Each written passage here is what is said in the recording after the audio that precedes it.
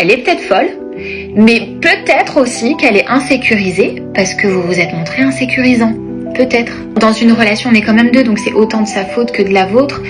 Et c'est des vases communicants, donc si elle en est venue à se dire quelque chose et à faire une mauvaise action, c'est peut-être qu'il y a eu quelque chose qui a été aussi la conséquence de quelque chose que vous avez manifesté, etc., etc. Mais c'est dangereux aussi quand je dis ça, c'est aussi possible que ce soit une perverse narcissique, une personne toxique, complètement insécurisante, etc.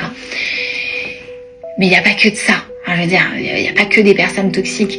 Donc c'est aussi possible que ça repose sur une incompréhension et que parfois mettre un petit peu de dialogue ou suffisamment de dialogue, ça peut être pas mal.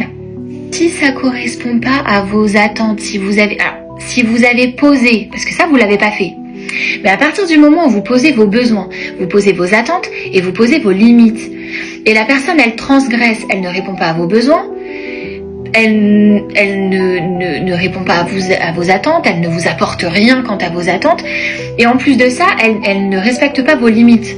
Si la personne, elle ne fait pas ça, ça dégage. C'est pas la personne en tant que telle. On se doute que la personne, c'est une bonne personne par ailleurs, sur plein d'autres points, mais son comportement avec vous, l'alchimie de vous deux, donne ce genre de comportement chez elle. Ça ne se mélange pas.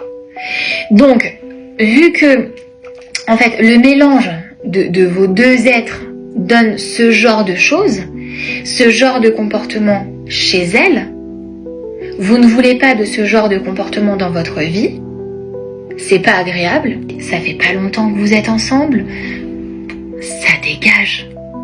La personne, si elle ne vous arrange pas, elle ne vous dérange pas.